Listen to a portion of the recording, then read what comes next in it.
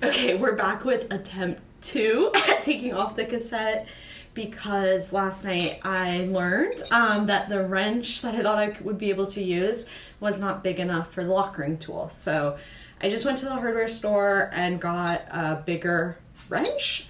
So we're gonna give this another go. I was able to successfully remove the cassette with the wrench, chain whip, and lock ring tool. However, it did take a while even after I watched some videos of how to do this online. I think the lock ring tool was not quite the right size for my cassette because it kept coming off when I turned the wrench. I also had a tough time getting the wrench to securely grip the lock ring tool, so maybe the wrench wasn't the best quality either. When the cassette was finally unlocked, I was pleasantly surprised. In fact, I could hardly believe it.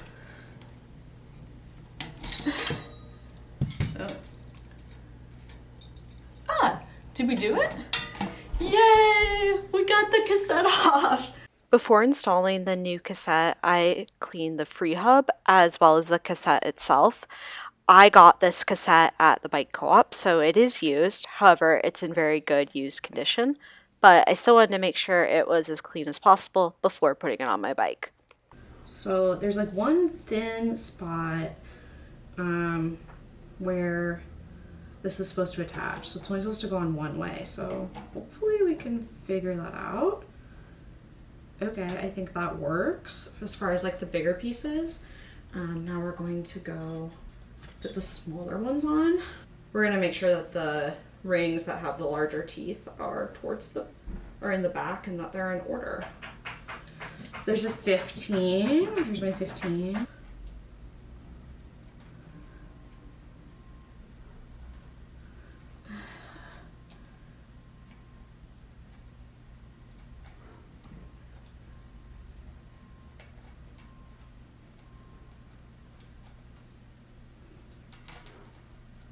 There we go.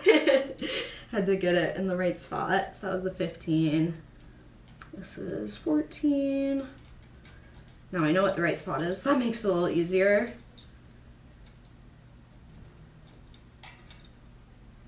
Okay, I need like the largest part of this. There.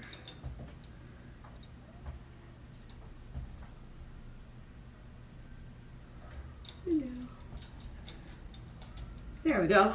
Okay,